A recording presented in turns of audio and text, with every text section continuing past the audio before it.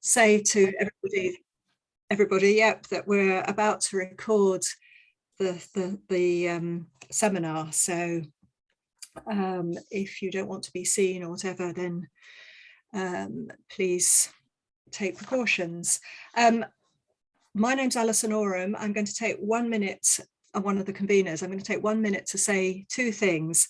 First of all, how delighted I am to welcome our guests for the round table this evening. Robert Kusek from the Jagiellonian University in Krakow in Poland, Anita Kurimai from Bryn Mawr in the US, and Wojciech Szymanski from the University of Warsaw.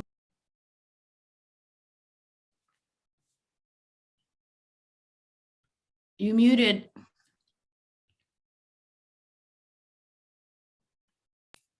Hi, did you hear any of that? Right, anyway, I'll start again. So I'm delighted to welcome Robert Kusek, Anita Kurimai, and Wojciech Szymanski.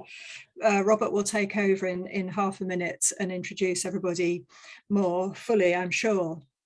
One of the silver linings of COVID has been the opportunity to meet people virtually across continents. So I'm delighted to welcome everybody this evening, and I've particularly enjoyed the serendipitous email friendship that I've struck up with Robert since earlier this year. And my second thing is just to say, later on for the discussion and the Q&A, please could people use the raise hand function and unmute yourselves if you'd like to pose a question. And Robert will be chairing that, but we'll all sort of make sure that everybody has been seen and can take the opportunity to put a question. You can also put questions in the chat, and again, we'll gather them up. So just keep reminding us if we don't see your hand raised first time around. So thanks very much, Robert, over to you. Thank you so very much. Thank you to Alison first and above all for kindly inviting me to co-organize this seminar. This is a delight. Thanks so much.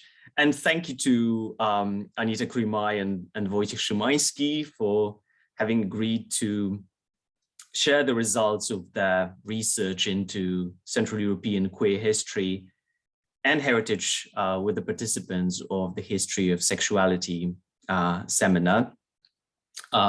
My name is Robert Kusek. I'm based in Krakow at the Jagiellonian University, and I'll be the session's moderator. Let me briefly introduce our today's speakers. Our first speaker today is Dr. Anita Kurimai. Anita is an associate professor of history at Bryn Mawr College.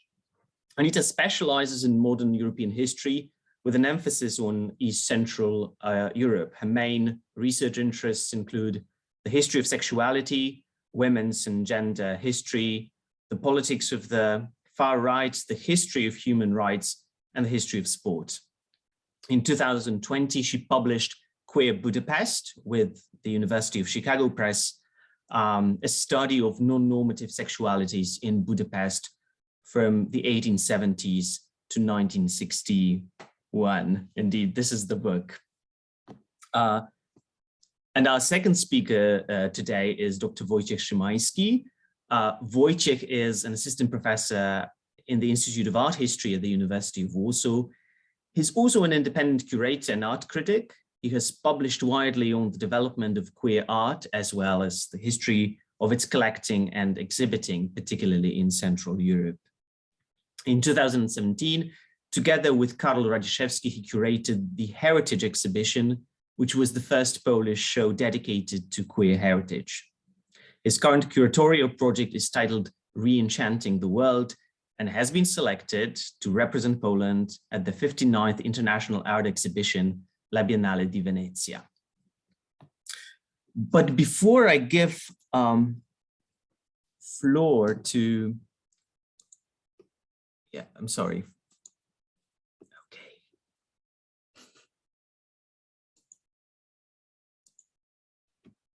this should work now.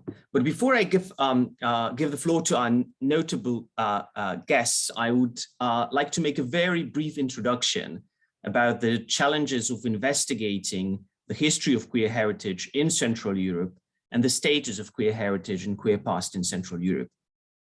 And I think I should also explain, especially given different definitions and understanding of the term heritage, that when I talk about queer heritage, I basically talk about queer past, or simply pasts that are or might be meaningful to queer individuals.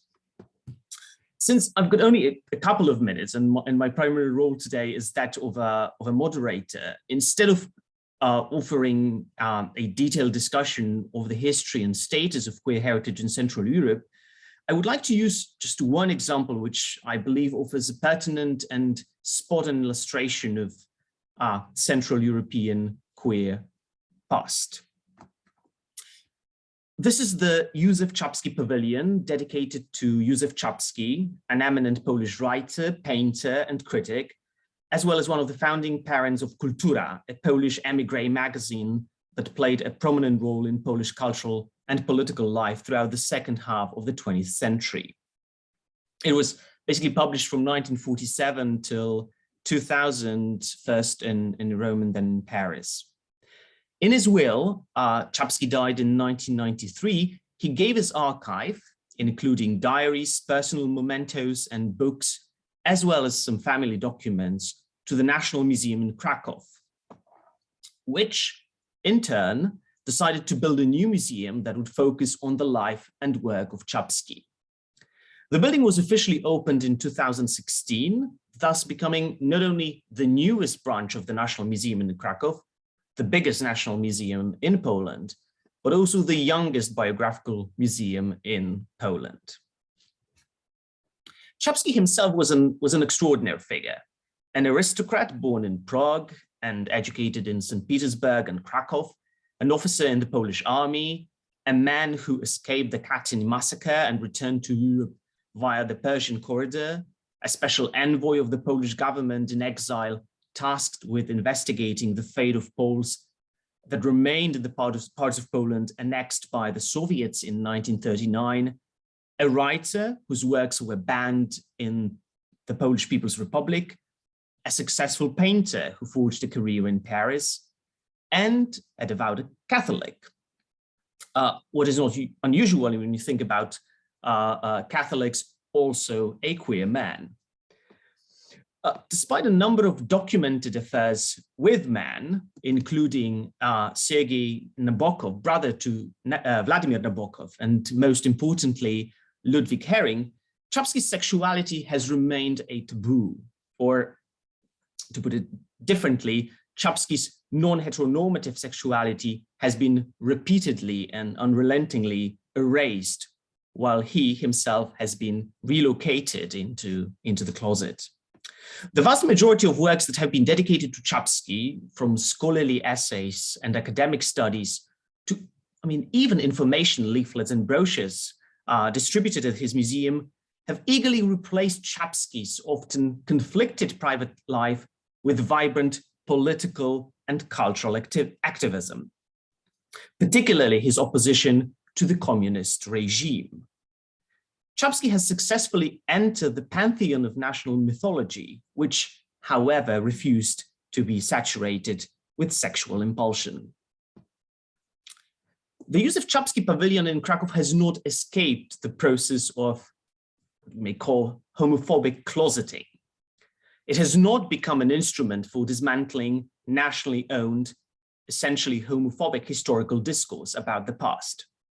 The most important part of the pavilion is a permanent exhibition which offers a narrative about Czapski's life and work, a rather ordinary display that brings together authentic objects, books, paintings, and multimedia. But Czapski's life and works are not there to tell us, the visitors, the story of Czapski, the man, are not there to reveal a truth of the man, as biographers would most probably say. The exhibition's clear intent, testified by the creators of the pavilion, is to show Czapski as a witness, chronicler, and one might add, an embodiment of Polish and European history.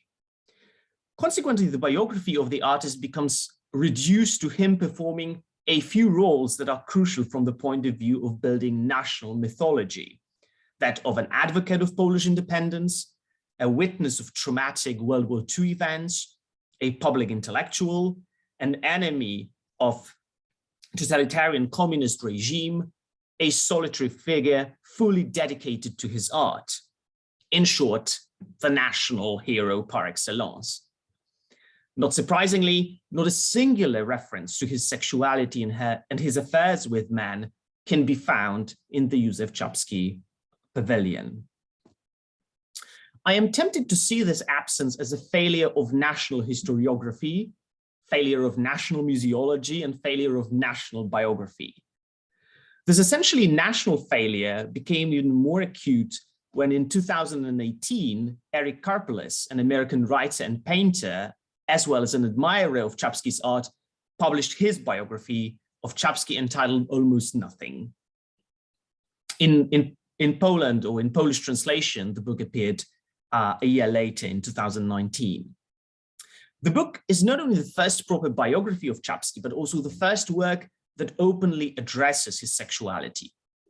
Perhaps one of the most revealing moments, especially in the context of my discussion of Central European politics of the closet, is the following incident, which happened when Karpeles was touring around Poland with one of Czapski's relatives. This is the quote from the biography, in which basically Karpeles, the biographer, is approached by a family member who, after some procrastination, asks this very important question: was he gay? And then Karpeles responds to this in an interesting manner. And let me just briefly quote: "It was a relief to hear the question put so directly. It may be the 21st century, but I was in Poland, a country where 80% of the population identifies as Catholic, where many long-held taboos remain firmly intact. And so I sensed a lot was at stake. I knew that my reply to this sophisticated but credulous Józef Czapski lookalike should not be flippant. Maintaining my credibility and standing within the family of Czapski descendants was no small consideration. I needed their permission in order to publish my research. I couldn't risk ruffling feathers by making pronouncements about a renowned member of the tribe I'd never met. It was clear to me, however, that to prevaricate under these circumstances would be wrong. If Czapski had no illusions about himself, Babu, that's the relative, having asked a question point blank, had the right to an honest answer. I took a deep breath. He slept with both women and men, I said, and believe his sexual preference was primarily homoerotic. So essentially, about what you're asking, the answer is yes." So the passage reveals a lot about secrecy and shame that have surrounded the issue of Czapski's sexuality. It is the same secrecy and the same shame that might be detected in the Józef Czapski pavilion and its resistance to acknowledge Czapski's queerness. What might be seen as particularly interesting and quite relevant is that the sanctity of the closet was finally and quite successfully violated, not by an insider, but by an outsider.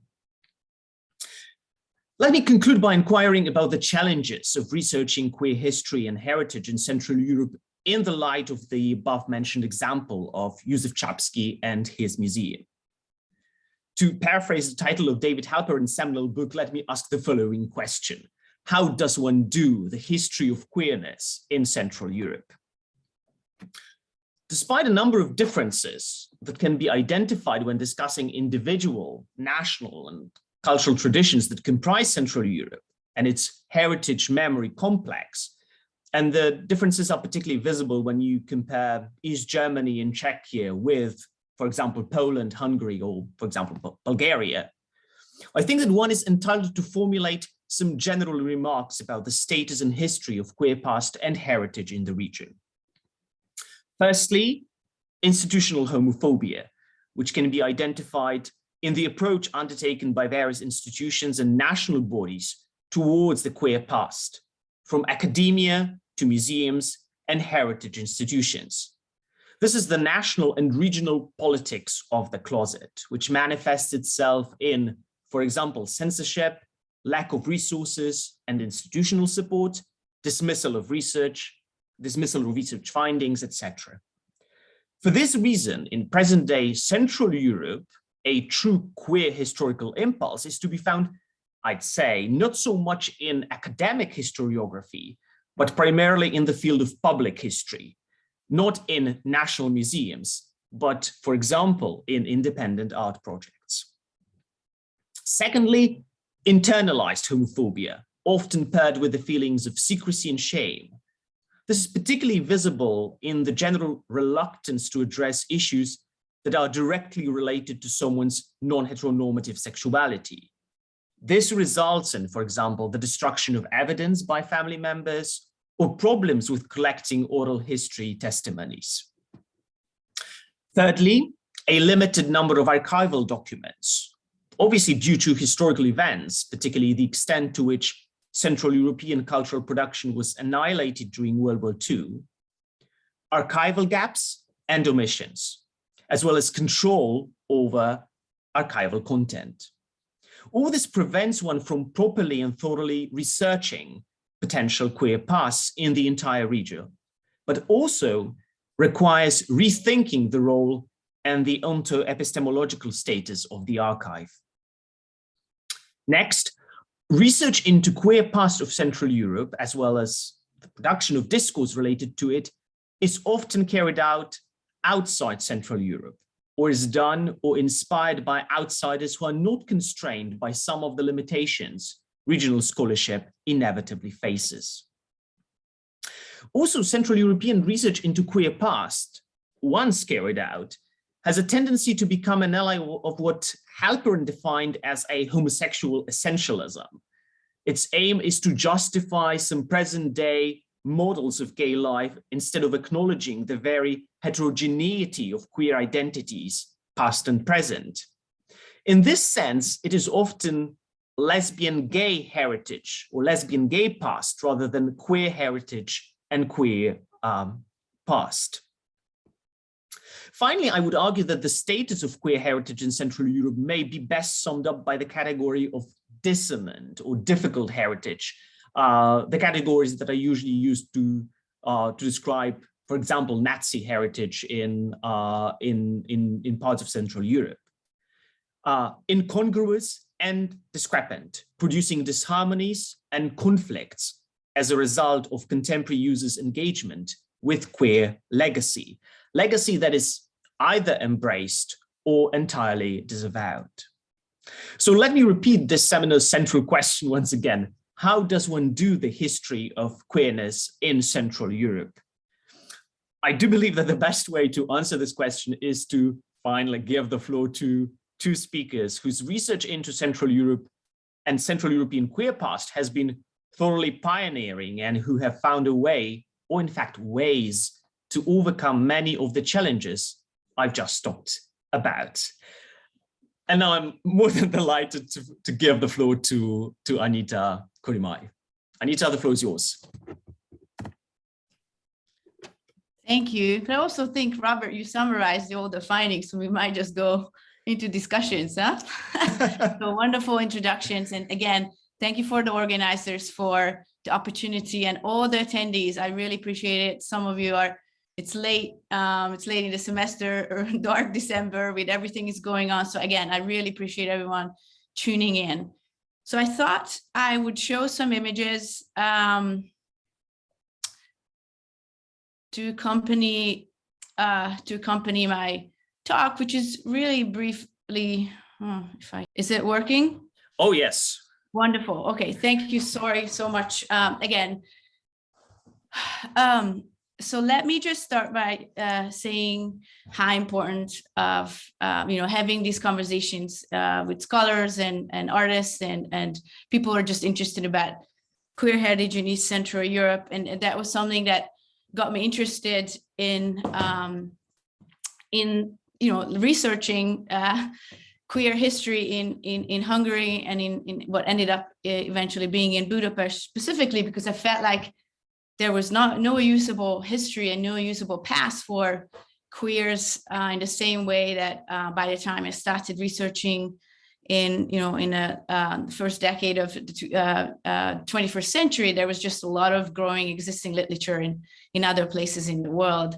But what I found, and in terms of challenges, Robert really succinctly summed it up, that in terms of your basically your research interest is directly tied to your supposed gender and sexual identity, their institutional burdens, but also in terms of archival gaps and thinking about how to research history of sexuality. I definitely had to be really creative, but I also think that this increasingly with the digitalization, there is a lot of possibilities, and of course, increasingly the queer communities in the region have been instrumental in gathering materials through which I think these histories can be written.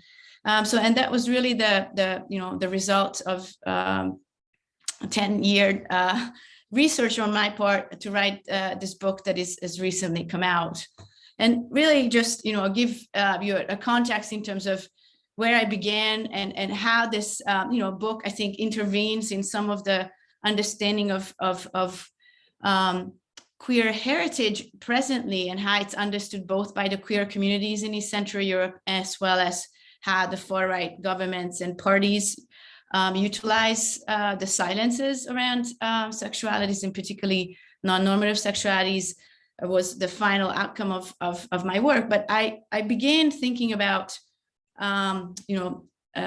queer history at the onset of establishing Budapest, which was now the new capital, created in 1873 of the Hungarian side of the Austro-Hungarian monarchy. And it was a true latecomer to urban development, and it rapidly developed. And in my work, I think about how actually it's being a latecomer was essential of thinking about sexuality, and particularly thinking about non-normative sexuality. And actually what I argue in a very much progressive way that put Budapest ahead of Berlin, London, and Paris, in fact, in the early 20th century, precisely because during the liberal Hungarian political period, which ended in 1918, governing officials in Budapest decided to actually treat urban planning, and also thinking about the treatment of sexual minorities, which were increasingly visible in the turn of the century, as a way of showcasing Budapest, and therefore Hungarian modernity and a place in what they see in the modern West.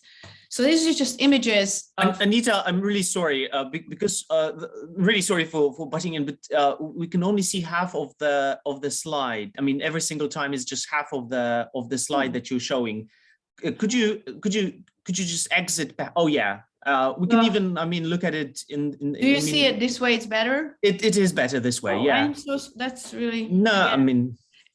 Thanks a lot. I'm really sorry for interrupting. So you could see the reason, I just want to see you, because by the 1900s, Budapest was the fastest growing city in the world, along with Berlin. And if you look at, these images, it reminded, people at Paris. By the 1900s, Budapest was considered as the Paris of Eastern Europe. But really what I argue again, and that's actually the first queer and homosexual cafe on the left here, which I could found in terms of archival research. But what I argue is actually is how in these liberal years, which is ends in 1918, queerness and dealing with non-normative sexualities actually is embraced by the liberal city governing elite.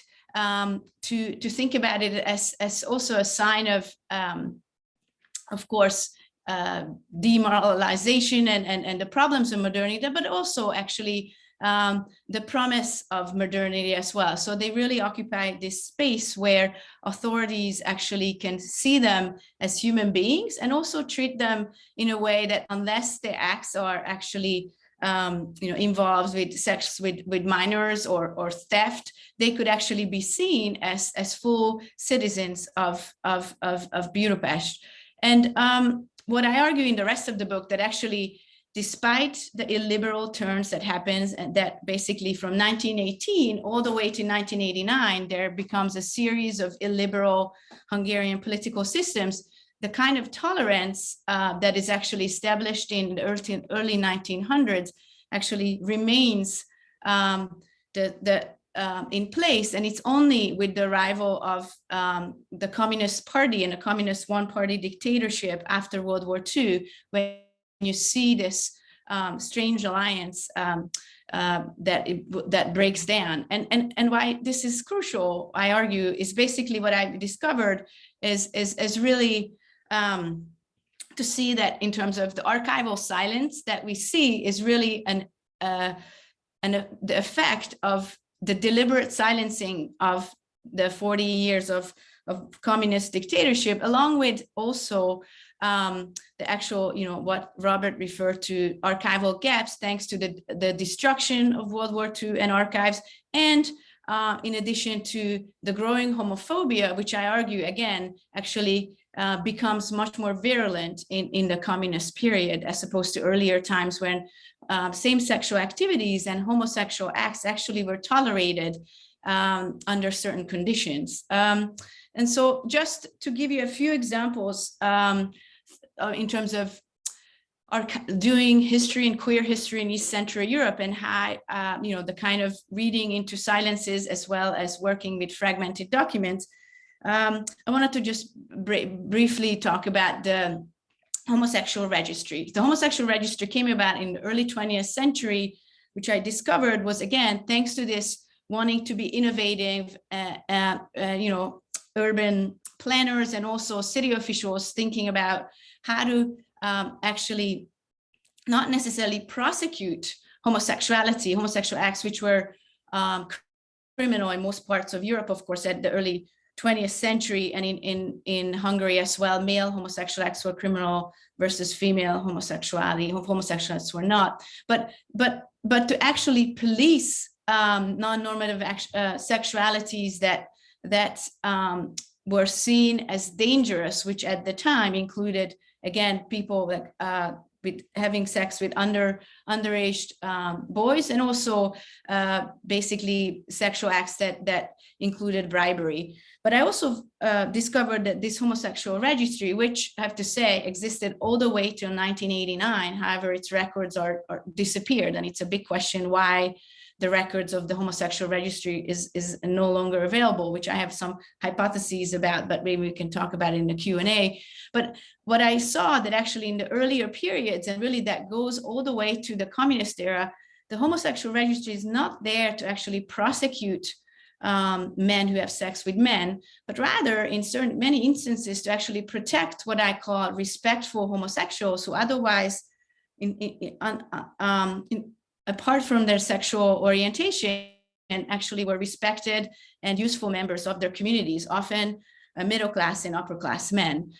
So this is just, just to show how, again, the Homosexual Registry, which again, no longer available, but I could mine the archives and various publications that actually find records where they even, explain that the kinds of things that they detailed on the registry, and you could see here some of the things that they recorded.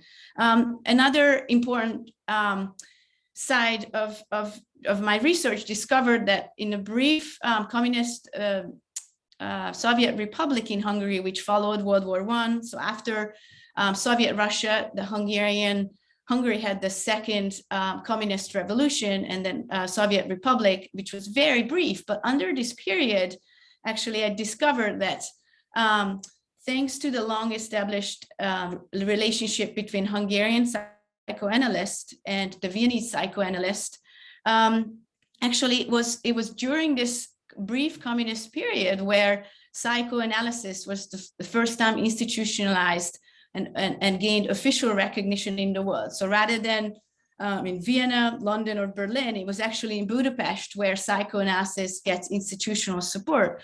And why this is important, as I discovered, because actually in this brief period, I just show you the words of an official law journal. Essentially, not only was homosexuality was decriminalized, but rather than the dominant Western understanding of homosexuality being criminalized and increasingly medicalized as a medical pathology, in this brief period, the communist leadership rethought how to treat non-normative sexualities, and in fact instituted a rehabilitative understanding and an approach that basically promised to rehabilitate homosexual people as fully functioning communist citizens based on psychoanalytical principles. So again, it's just a showcase, a time when, again, Budapest and East Central Europe, in fact, were leading in thinking about reimagining and reconceptualizing sexual normativity. Of course, this period was brief, and this is when the communists were beaten back, and thanks to the loss of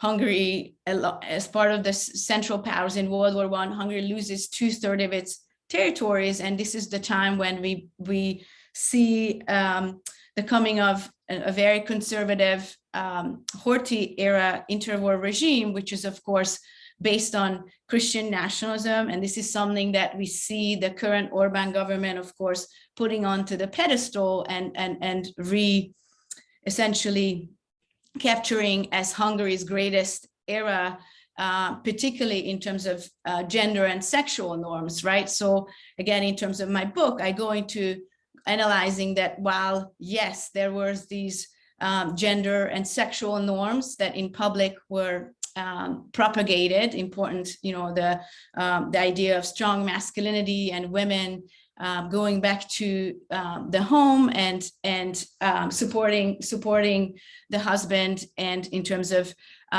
non-normative sexualities, of course, it was absolutely heteronormative with procreative sexuality up the front. But when we actually look at documents, and particularly, even documents that were the official documents of the Hungarian government, this is a very famous doctor who was a head of public health who specialized in syphilis and sexually transmitted illnesses.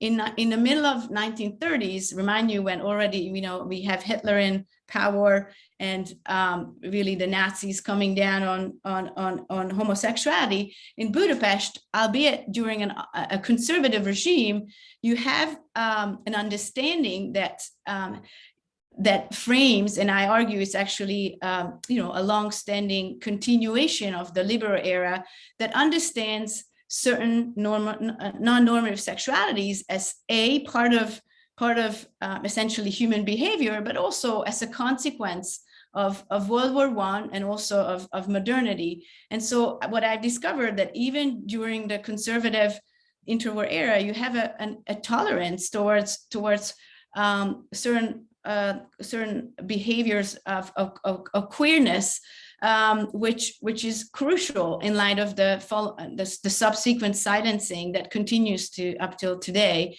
And what is also important that during the 20s and 30s, there was a vibrant subculture in Budapest, and increasingly in some of the smaller cities across Hungary. And again, just to show you also the available records that I could mine, this is the continuation of Homosexual Registry throughout the interwar conservative era that you could see just tediously documents the kind of people that had sex with men and who were put on the registry at various places. But what is also important that during this time, I discovered that actually homosexual men were not necessarily punished or incarcerated to a greater degree than previously. And again, only people who had sex with underage men, who were using sex for bribery or for theft, that were really prosecuted under the conservative era. But just to, and I know let me see where I am in terms of time. Oh, I still have 5 minutes. Just to connect to also Robert's idea about, Józef Czapski and like these usable, really nationalist figures that are now put on the pedestal since 1989, I also have a protagonist who I discovered who's actually happened to be female, which was all the more wonderful considering how male-dominated queer histories tend to be across the globe. It's not just the East Central European phenomenon. We can again talk about it in the Q&A, but my protagonist was basically the head of the conservative women's organization in the interwar era.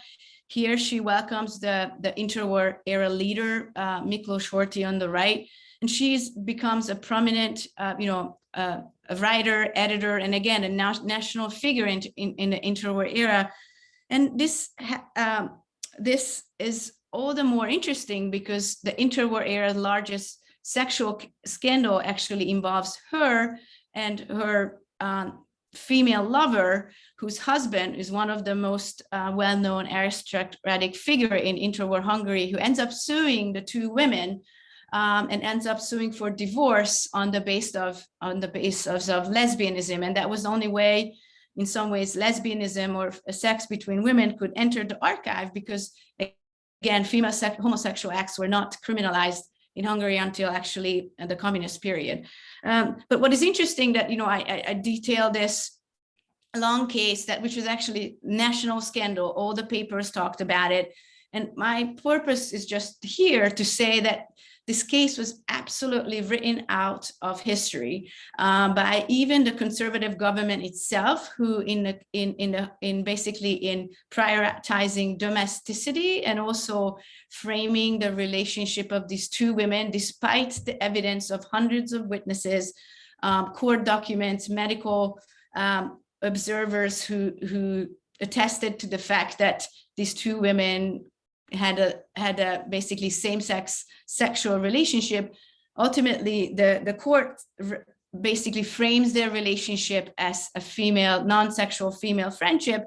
And also, very interestingly, the same system also makes sure that all the documents and all the voices of the respectable witnesses are destroyed. So the only court documents remain until this day. It's limited to the court's ultimate decisions and the servant voices who were the primary witnesses in the case.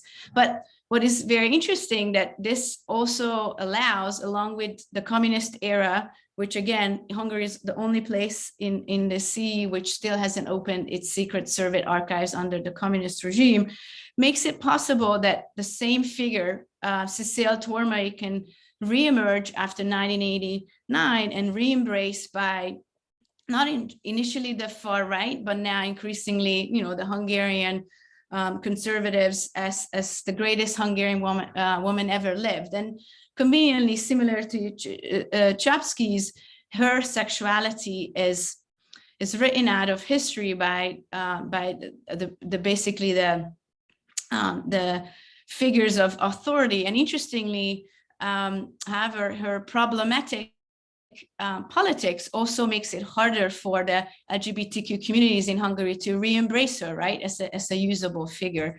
But just, I know I don't have much more time, and again, I'm happy to talk about the arc of my research or questions. But the state socialist period, I argue, not only silenced homosexuality and queer non-normative sexualities, with the same time it used the use of homosexual registry, and actually the two are connected, because I discovered that in turning basically queers into informants, the state actually, and not then releasing the homosexual registry following the transition of 1989, actually the state in some ways, the state socialist past is recreating this kind of silencing, because people who were on that registry had and they have yet been not been publicly outed. They have no incentive to come forward to either fess up that they were informants,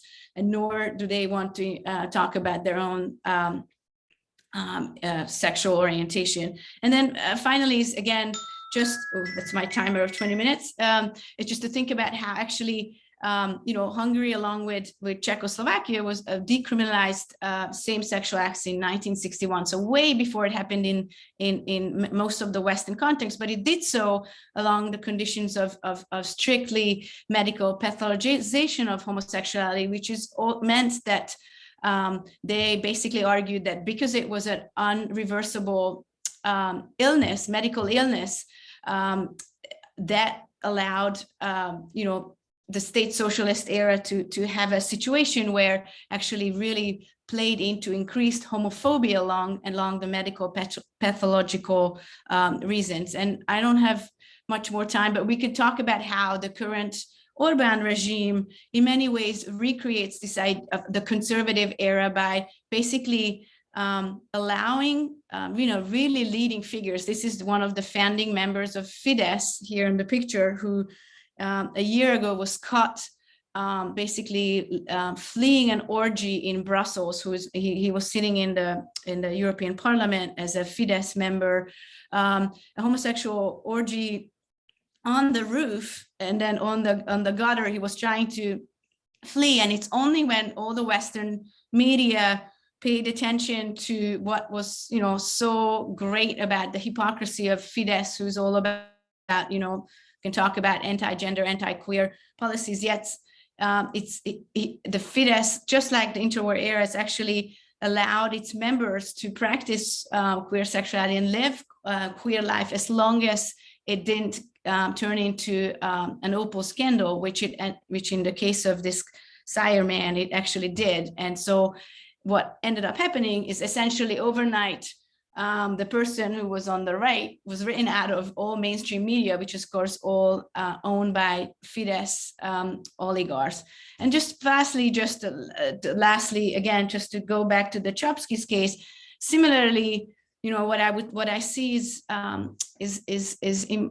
interesting in terms of queer heritage in East Central Europe is that often you have these figures, just like Cécile Tormery, who from the perspective of queer people today in the region and queer sexual minorities, it's just not the same kind of usable figures that someone like Radcliffe Hall could represent for the lesbian community in the UK in the 1980s. So, and again, in many ways, I also see that the Queer Heritage Project is complicated by the fact that some of these people that we have documents about, they actually not embraced by the current, the post-89 democratic era as possible usable figures. And again, happy to talk much more about the current era in the Q&A. Thank you.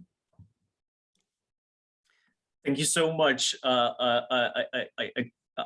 Yes, I just need to add that this orgy in Brussels was organized by a Pole. So there is another link here. Anita, thank you so very much for this fascinating talk, and I'm sure you haven't followed the chat and messages posted in the chat box, but there were several individuals very much interested in your slides, and I'm sure we'll have plenty of questions once both presentations have been delivered. And now I'm delighted to give the floor to Wojciech Szymański. So we'll be moving from Hungary, from Budapest, and traveling also to Poland, and from the study of history, historical documents, to art projects and art history. Wojciech, the floor is yours.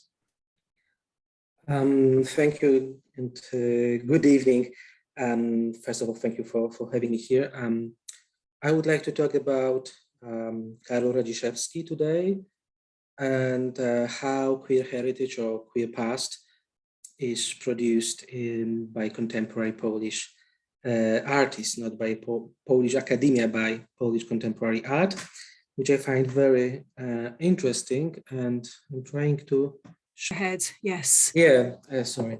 So Karol Radziszewski is a Polish artist and queer activist, founder of Queer Archives Institute, which is a non-profit organization Its main objective is to research, collect, digitalize, present, analyze, and offer an artistic interpretation of queer past with a special focus placed on Central and Eastern Europe, as well as other peripheral regions. And although Karol Radziszewski is not a professional historian, his work constantly revolves around both history and the archive. Fully understanding that historiography and the archive are two tools of power and knowledge, he does not approach them uncritically. On the contrary, taking history and the archive as the themes and method of his work, he disarms them and creates alternative historiography and archives. The alternative histories the artist describes and the alternative archives he creates and exhibits are a reservoir of queer individual and collective memory and a medium for producing queer heritage. Talking on queer heritage in the context of Radziszewski's work, I'm not only thinking about the material nature of the objects and information the artist has gathered. In other words, I don't want to give things heritage status just because they exist. Although naturally the artifacts the artist has been accumulating since 2015 for the Queer Archives Institute, including photographs, magazines, zines, flyers, works of art, and documents, are very much material beings. Right now, I'm more interested in an alternate understanding of heritage and a perspective we might call critical heritage. Thus, thinking on heritage, I have in mind less the things themselves than the significance which we are prepared to assign them. This significance we are prone to give things, to see them as our own heritage, derives from yearning, and this yearning entails becoming a subject of history, which longs to make its past omitted by the violence of heteronormative historiography and not deposed in heteronormative archives. Every archive is, as Ernst von Alphen famously stated, I quote, specific conceptual distinctions that determine what can be said and what cannot be said. In that sense, discursive rules always imply exclusions at the same time.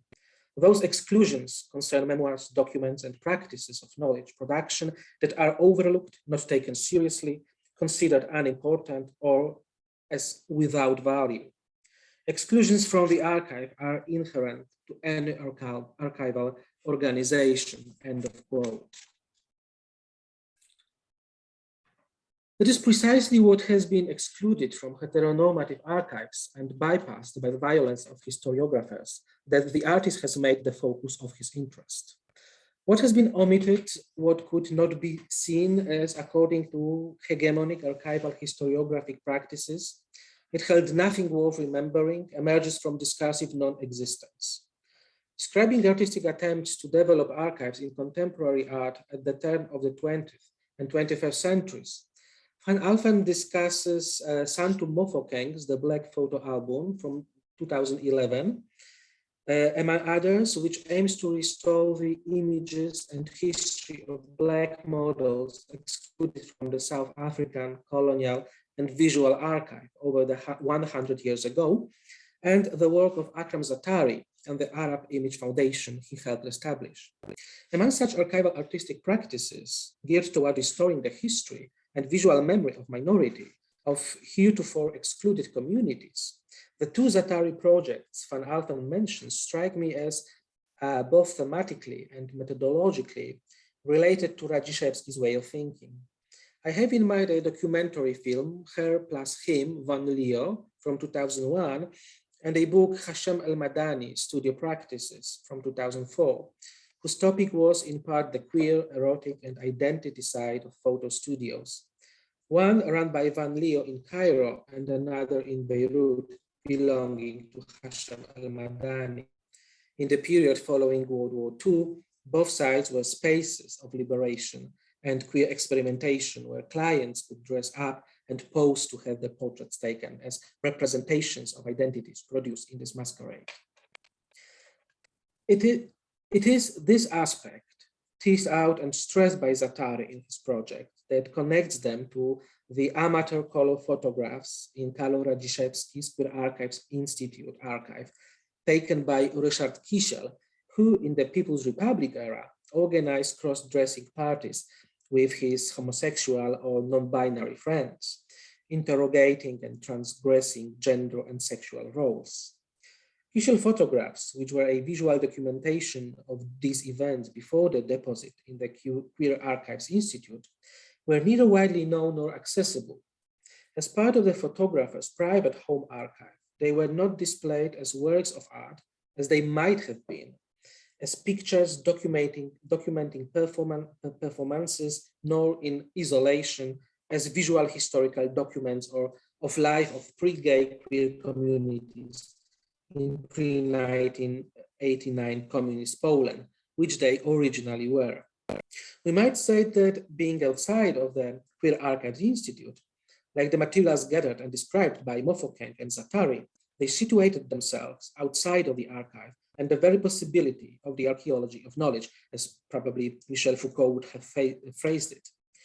Putting Kisiel's photographs in an alternative archive like Queer Archives Institute let the pictures come to life, to quote Van Alphen, and the building of an alternative historiography, which is what we might call the documentary film devoted to them, and the creator Kisieland from 2012, directed by Radziszewski, initiated a process of queer heritage making of the historical past, thus collected and described. Subjected to archivization and narratization and queer heritage making, Kisiel's photographs are not the end of Radziszewski's archival historiographic practices. In the following part of my speech, I would like to look at two of his strategies. They are, first, the use of a counter-archive to create counter and conflicted heritage, and second, the fake archive. In other words, creating a counterfactual archive observed from the viewpoint of traditional archive models and those in which images from the past are shamelessly produced, exposed from a future point of view. In September of 2017, at the Pomada Queer Festival in Warsaw, for which Karol Radziszewski is the initiator and main organizer, there was an ephemeral exhibition titled Heritage, which ran for several days. This grassroots and non-institutional event was the first to address Polish queer heritage, based on the Queer Archives Institute collection, artifacts acquired from artists or specially produced for the exhibition, and reproductions of works belonging to Polish museums. It introduced the term itself to the art and exhibition discourse in Poland. The curators of the exhibition used the artifacts, memorabilia, and documents to ask, in part, if such heritage at all existed, what it is or could be, how we might understand it, who is depository or heir, and perhaps the most important question with regard to all heritage, why we need this heritage, if indeed we do. This exhibition was not made in a vacuum, of course, and two institutional and museum contexts were particularly vital to its creation. The first was 50th anniversary of the decriminalization of male homosexual relations in England and Wales, which occurred in 2017, inspiring a number of British museums to prepare a range of exhibitions and events, joining in the anniversary celebrations of the Legal Emancipation Act of 1967. Among the activities at the time were exhibitions of LGBTQ artists, queering of collections and new tourist routes. The involvement of the British institutions demonstrated, on the one hand, possibilities for rewriting and rearranging collections and archives to call out ignored and underrepresented works, and on the other, the need for them to be supplemented by missing voices and phenomena. It was these silent voices, the denial of the right to speak and the need to listen to non-normative voices of the past, brilliantly displayed by British exhibitions institutions in 2017, that were the point of reference for our heritage exhibition. But another important context for heritage was the events in Poland. Although in the same year of 2017, we might have celebrated not the 50th, but the 85th anniversary of lifting penalties for same-sex relations, which was passed in 1937, Polish institutions were indifferent to this fact.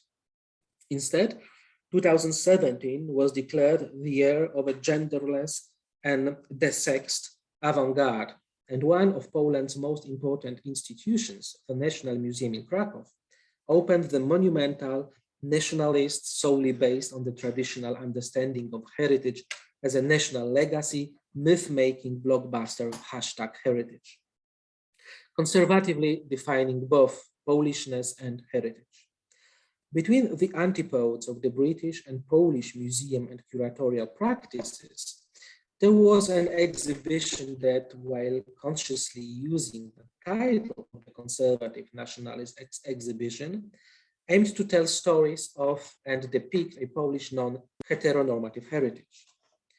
Taking into account the conservative understanding of heritage, usually labeled national in Polish museum institutions, and the broadly accepted and government-sponsored Polish homophobia in the public discourse, the tale endorsed by heritage was, of course, a counter-narrative to the official discourses, where the heritage promoted here was a counter-heritage if we acknowledge the official version to be the government-sponsored presentation at the National Museum in Krakow. Heritage used devices to contrast the official and national visions of heritage. Firstly, most of the pieces were in glass display cases, and this kind of display might have two explanations. Firstly, the nature of many of the pieces gathered for the exhibitions, for this exhibition, documents, works on paper, small objects, indeed required this formal arrangement. Secondly, and more interestingly, in terms of the polemic nature of the exhibition, the museum showcases, tightly packed with objects and descriptions, parodied the traditional museum exhibition methods of building historical narratives. Just as important as this display is constructing the counter-narrative and producing a counter-heritage was the choice of objects, which often clashed with the official narrative on national heritage. This happened because reproductions of pictures belonging to state museums were put in the context of queer heritage. One example was the reproduction of Leonardo da Vinci's Lady with an Ermine at Heritage. This picture, kept at Krakow's National Museum, is generally considered the most valuable piece in Polish museums, and because of the history of the collection from which it comes, a splendid example of national heritage. Its reproduction is featured at the present exhibition because the curators have claimed its fellowship with queer heritage, owing to its creator's sexuality and not the value it represents for the national painting collection. Representing both national and queer heritage, this picture and its painter became a thorny and to some extent conflicted heritage. Karol Radziszewski used a similar way of building a counter-narrative, which, like it or not, conflicts with the hegemonic taste of the past in a painting series partially presented at the exhibition. Then this is a portrait series from 2017. The 22 canvases in the series are portraits of famous non-heteronormative figures, somehow tied to the history of Poland. Put in chronological order, these pictures tell a story of people living across 1,000 years. The first portrait features a Polish ruler of the 11th century, Bolesław the Generous. Radziszewski builds a counter story to the official historical narratives, which do not permit speculations on his sexuality, despite the existence of homophobic historical sources pertaining to the king. The choices the artist makes in the portrait are not limited to figures from the remote past, of whose sexuality we can say little or nothing without enraging the historical Puritans. Radziszewski also includes figures who have not fit into the canon of national history and heritage, such is the case, for instance, with Alice B. Toklas, a Jewish American member of the Parisian Bohemia and the life partner of Gertrude Stein, whom Radziszewski includes in the portrait of Polish queer heritage, taking into account her sexuality and her grandparents' origins in what were Polish lands at the time. In this way, he writes or paints, if you like, a chapter in Polish queer heritage and simultaneously defeats the ethnocentrism of Polish national heritage. The most interesting part of distilling queer heritage and constructing a queer historiography, which owing to the shortage of historical sources, is often forced to grapple with the problem of the incomplete or even empty archive, necessarily drifting between truth and fantasia, is Radziszewski's faking and creation of a counterfactual archive. This approach to history has been visible at several of Karol Radziszewski's exhibitions, including his last large solo show, The Power of Secrets, at the Ujazdowski Castle Center for Contemporary Art in Warsaw. Here I have in mind two works by the artist made especially for the show, the mushroom sculpture from 2019 and a picture Hyacinth, also from 2019. Both might be seen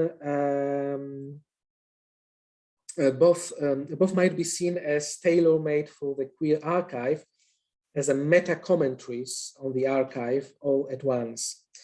Mushroom and Hyacinth pertain to two remarkably vital queer memory sites in Poland. The sculpture takes its title from perhaps the most famous Warsaw homosexual cruising ground, which took its name in turn from its shape. Cruising for sex occurred in a demolished and no longer existing ground public washroom covered with a peaked roof. The painting bears the title of a historical event, an operation registering the names of homosexual individuals in militia files conducted in communist Poland in 1985 and 1987 by the civil militia, documenting over 10,000 people. The figure from Greek mythology, Apollo's lover, gave his name to the operation, whose official motivation was to check the spread of HIV and AIDS. Although both the Warsaw Cruising Ground and the militia operation are not entirely forgotten, we still know precious little about them, owing to a lack of visual documentation for the mushroom. Only a few stray photographs survive, and the impossibility of critically analyzing the Operation Hyacinth files, access to which has been made complicated by democratic state institutions since 1989, and whose location in state archives is even uncertain.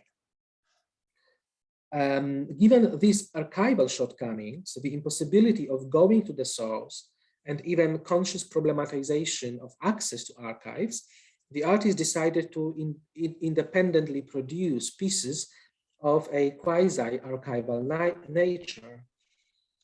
In either case, he uses a strategy of cultural and artistic appropriation, posing a counterfactual question, what if?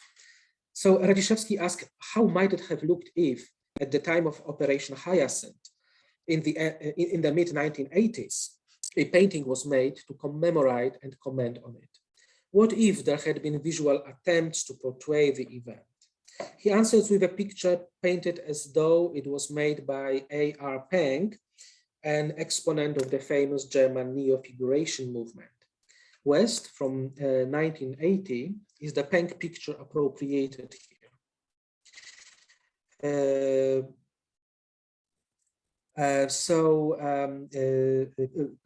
The artist appropriated his composition and some figures. Some have been overtly sexualized, as you can see, and gendered by adding male genitalia, while others, Radziszewski decided to swap. Thus, Penck's political manifesto, The Actual West, was queered and turned into a political manifesto of sexuality. This he did by inserting the word AIDS in Peng's original composition, along with stock images of men demonstrating safe and risky sexual behavior in the HIV/AIDS era. Thus, a picture painted in 2019 became, in a sense, a canvas from the 1980s, recounting and commenting on Operation Hyacinth, the state's attempts to criminalize homosexuality and the new disease that had emerged. In Radziszewski's archive, the future affects the past and heritage is created as it happens. In Mushroom, faced with the impossibility of accessing the original building blueprints, interior photographs, the artist decided to recreate its structure based on surviving archival photographs of its exterior. Sculpted by the artist, painted green and covered with a metal roof, the frame of the bathroom could easily be placed in the Queer Archive Institute as a model of the famous homosexual cruising area, as a reconstruction of non-existing heritage. Radziszewski decided to make his work more than an example of recovering heritage, opting for a controlled destruction of the reconstruction. Crumpled and bent, the architecture turned into a sculpture, coming to resemble the works of Monikazz Snofska, a sculptress who has made this kind of destruction of steel architecture her calling card. Radziszewski's appropriation here is unlike his use of Peng's picture. While in the latter case, the artist appropriated an existing work by the German painter, here he has tried to give his sculpture the look of a non-existing piece by Sosnowska. And the pseudo-quotation to the sculptress's work in Mushroom does not refer us to any truly existing original. The original does not exist, the archive is empty. Where heritage remains a task to be fulfilled and a thing to produce. Exhibiting the ruins of the model and not the model itself points to the melancholy, nostalgic, and affective nature of the work to come. The creation of the model on the basis of the photograph, however, points to the perils and opportunities in a queer revision of the past, which is, after all, as famously Caroline Dinshaw stated, I quote, a desire for a different kind of past, for a history that is not straight, end of quote. Thank you very much for your attention. Thanks a lot. Thanks a lot, Wojtek. So we do have, I think, enough time for questions. I myself have a number of questions, but of course,